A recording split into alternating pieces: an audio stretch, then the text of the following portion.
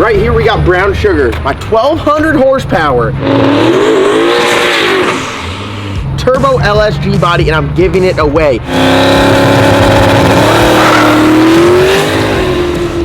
It can be yours. Go to lsnasty.com to get entered to win. This bad boy right here's got a 94mm turbo, proven street car. You guys can take this to the street, take it to the track, whip some ass. It can be yours. lsnasty.com. We got a bunch of brand new merchandise, and every dollar you spend gets you entered to win this. So next time you go to the track, you won't be watching, you'll be racing.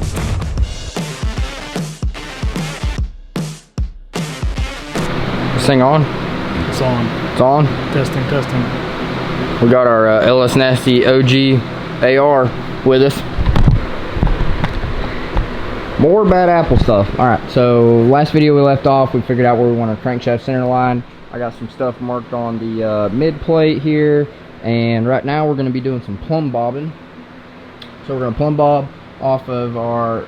First we're going to do some checking to make sure that the rear end is in it somewhat square, because you don't want to set it all in there and go, oh, the rear end was over 2 inches, or you know, whatever. So we're going to plumb bob off of this, plumb bob off the center line here, plumb bob off the chassis in some multiple places. And with doing that, you're going to just make sure, like, if you go off these outer frame rails that they put in there, and then you go off the K-member and one's 2 inches off, then something you need to figure out where it's off. That way you're actually plumb bobbing off of the center line of the chassis. Did you hear we're giving away brown sugar? Yeah, I can't keep a straight face. Oh, no, same video. We've already done the plug. I'm just giving another one. Oh. We're giving away brown sugar.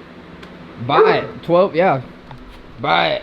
Oh yeah, we got some new, we redid the Slick Rick shirt. Everyone loved the Slick Rick shirt so much, we redid it. I have a very, very limited amount that say LS Nasty on them. We're converting some other stuff over to Nasty Racing. So if you want some limited edition shirts, get them while you can. Links in the description below for the brand new. So we put the Slick Rick logo, which is just absolutely badass, was on the front. We moved it to the back because now it's got LS Nasty. Now it's got LS Nasty on the front, but we only got like 10 of them, and we switch everything over to Nasty Racing. So if you want to be like one of the OGs, all right, I'll take all 10. Walking around with a custom shirt, like, hey, how's your shirt different than mine? You guys can go get them right now. So, all right, but we're gonna be going and plumb bobbing off multiple points in the chassis, and then checking all those against center line, and then that way, if there's any discrepancy, we know we're actually on our center line, because these frame rails can be moved over. You're just going off the old chassis builder, and then you do that center line, and it's like, oh, well, it was off, you know, 3/4 inch, and then your motor's in there crooked, and you don't want to do any of that. And you probably could just slap this thing in there and probably go make some really fast passes, but if we're gonna do it, we're gonna do it right, make sure everything's right. So we're gonna come off the rear end, plumb bob some, make sure that that's in the center line of the chassis, make sure the front's in the center line of the chassis. We got our crankshaft center line marked on our motor plate, and crankshaft center line height, we know what that's going to be. So once we get all our everything done, we're actually going to be putting the motor, I normally would just shove it in there, and without the mid plate in there without putting the motor on there. But this one, with the headers and everything, we might have to cheat it, you know, an 1/8 inch or a 1/4 inch to make sure the headers clear the frame rails, because we don't want to be making headers for it. So we just kind of got to use what we want, but we're going to try to get it as close as possible. We know where our center line is, and we're going to try to get it on the center line, and if everything clears, that's where it's going to its new home is going to be. So we're going to be doing some plumb bobbing here, mark it on the floor, and then I'll mark some stuff on the outside of the chassis. That way we lower it down, because normally, you know, you'd have it on a chassis table, but with on the lift, as it lowers down, if the thing's lowering down this way or this way, it could change all your measurements. So we're going to do some stuff on the outside of the body, and then once it's lowered to our ride height, we're going to reference that and see if it moved any. If it hasn't moved any, then all our marks on the floor and everything are still close enough.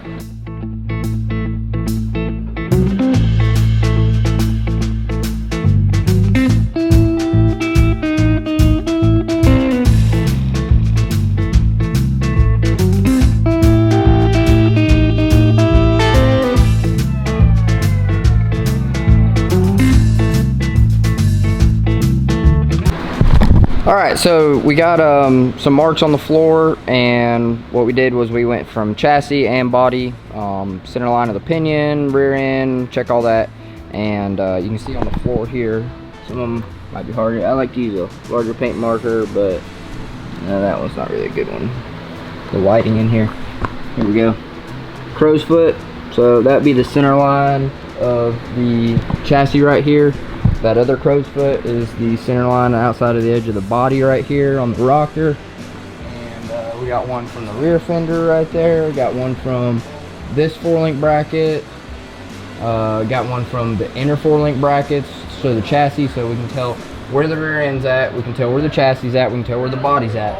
So we're gonna try to get all that, and we'll shoot a laser down the center of it once we start measuring our center lines on that, and that will give us a good idea of where it is. So right now what we're gonna do is we're gonna lower it down, and we're gonna check all our body points right there, and if everything lines back up on the crow's foot for their body after we lower it down, then we're good to start actually measuring for our motor plate. So I'm gonna get down, we'll lower it down and check that.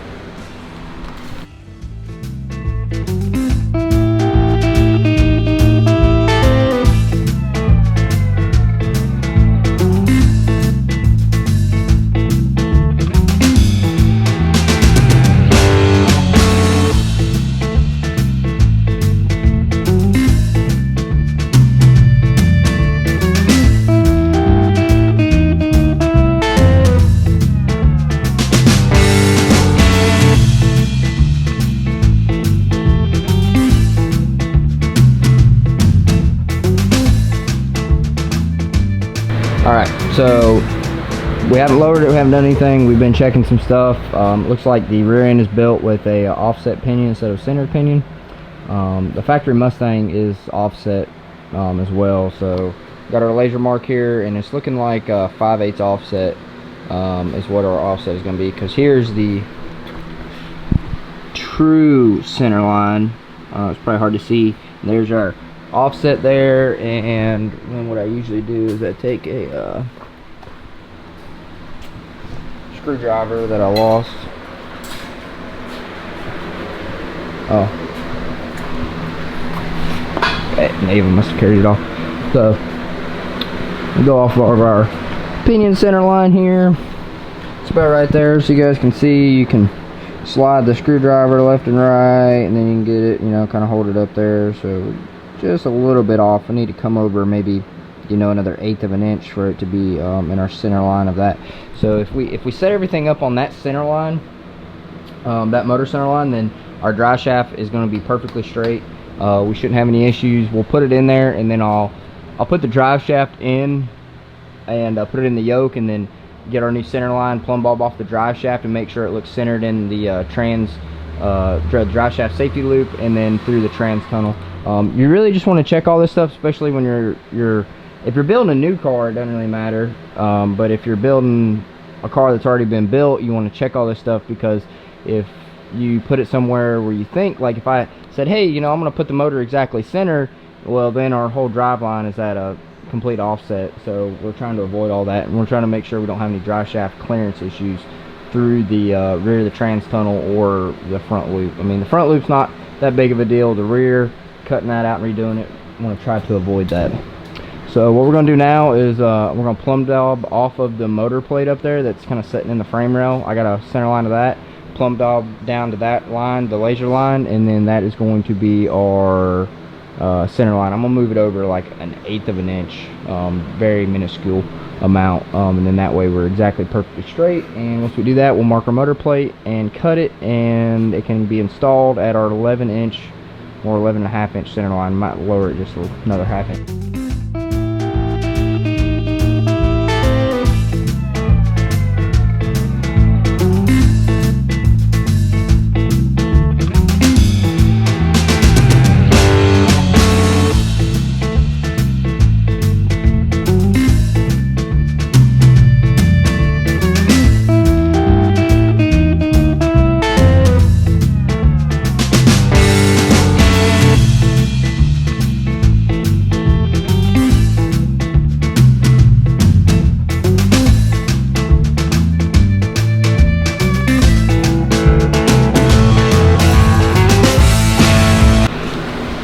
so we got some more measuring done. Got our laser lined up. We did the offset. The problem is, it's looking like they built the chassis perfect center line, everything centered, drive shaft opening centered, everything centered. Started measuring it. I know the rear end was offset. I was assuming the chassis was too, but it's starting to look like, after some more measuring and plumb bobbing, that it's not.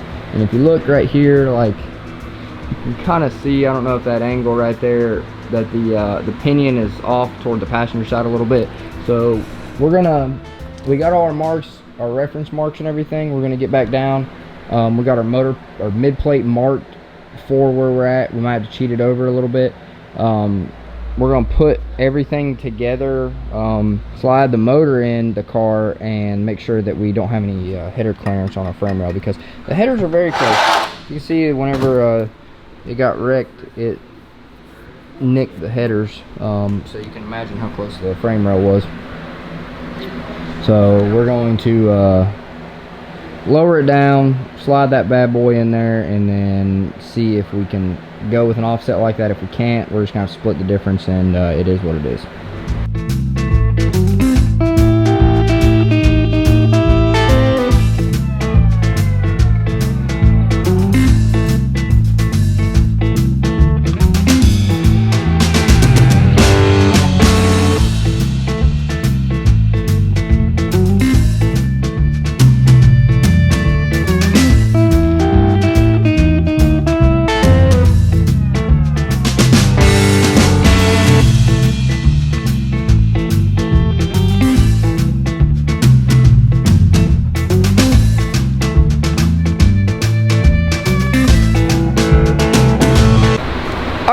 Just got back from lunch. Got the engine here, got the motor plate off of it, and we're going to put it in the car. Called Bryce, he came up from Florida. He's gonna pick it up and just set it in there. We're not even gonna use the cherry picker, so he's just gonna grab a hold of this thing and toss it in there. So we're about to get this. I wish we had a leveling attachment for the cherry picker so I could level this thing and get it in there perfect. We only have this chain, so it's gonna be a little difficult fighting it. I'm just gonna try to get a general idea of, make sure the header's clear between the frame rails, and then I'll do all my measurements and set my motor or the mid plate in there, and then get the motor in there against the mid plate. That'll make it a little bit easier, but you gotta do what you gotta do with what you got to work with, so we're gonna make it happen.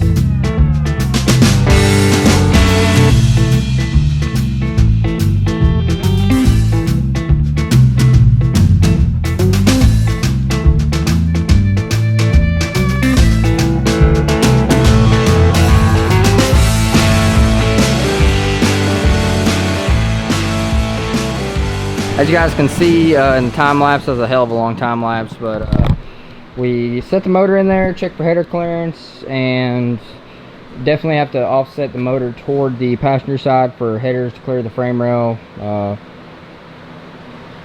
K-member's also in the way. The other K-member went straight down, this one goes over. We're gonna get an outlaw K-member because this one's kind of hacked up anyway. Get an outlaw K-member for it. It's gonna have a steering rack mount, have all our good shit. That will fix our header clearance problem with the K-member. So now we got all that, we know our offset. I'm gonna go in here, I'm gonna weld the motor plate tabs on, square them up, get all that good stuff, and once we do that, then we will go mid plate, excuse me, and then once we do that, then we'll go ahead and set it back in there and get our motor plate. We'll probably have to drop the K-member out of it just so it's not in the way while we're mounting everything. Build it. Build it. Alright, so as you can see, got the motor plate locked up in there. We've had the motor in and out about 34 times. getting all our height right and left and right. Header clearance, we got about a 1/4 inch on both sides of the frame rail, so it is pretty critical. Now everything is in there where it needs to go. I'm ready to mark the motor plate to drill it on the rear, and I have a special Sharpie we got here. It's actual size. So I'm gonna try to reach in here. I might need a pair of needle nose or something, and mark the holes on the back side. I'll let Dave man the camera.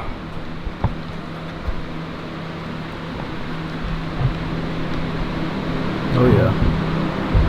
I can't find my hole. Alright, there's one bad boy.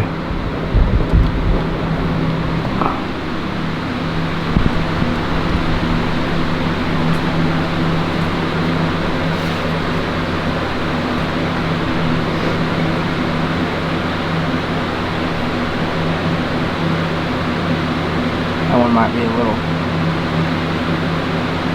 weird.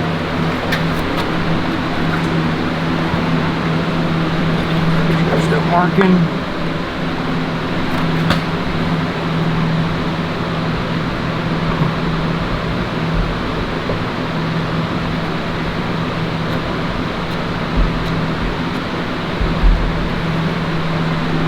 Steering shafts.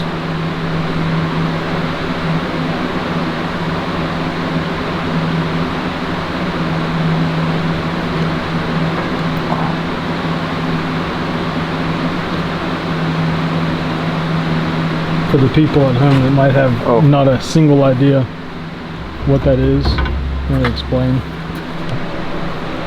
What this is? Yeah.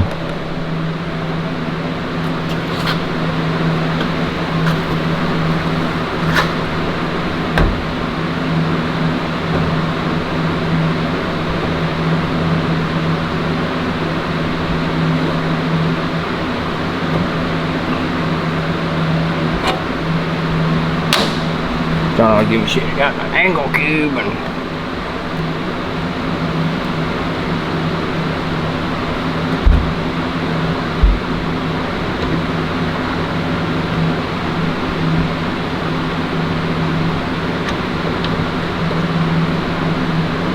I am thoroughly curious on what these marks are going to look like, because I'm just kind of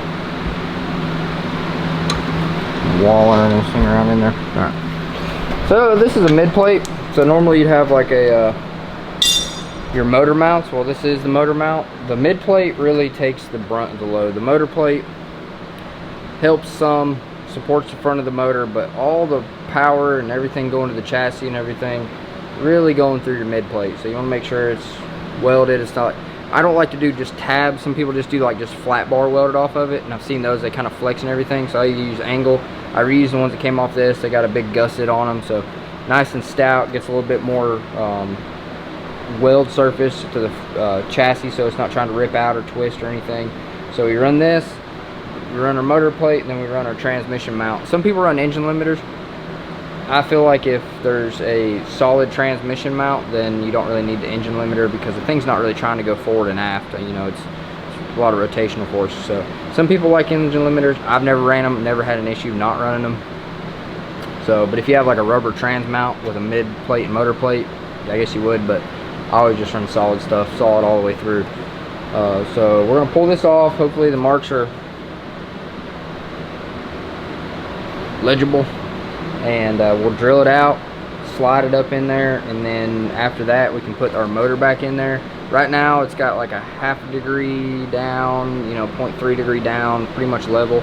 I don't run them way down or anything, just run them all level, and we'll get it in there and then get the transmission in there, and then start working on a transmission mount. But the biggest thing next after this is the motor plate, getting that bad boy in there, getting it cut.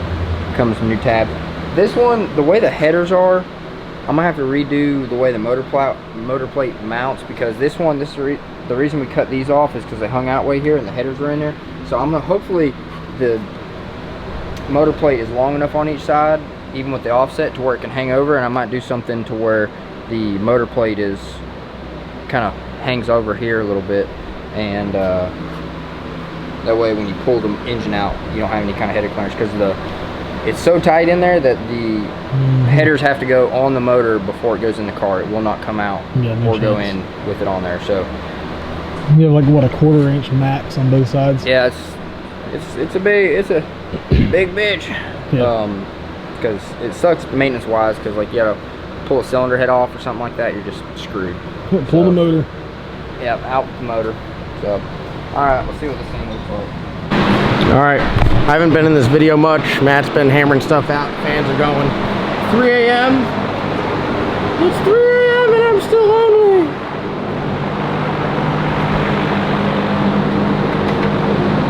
Got its motor plating.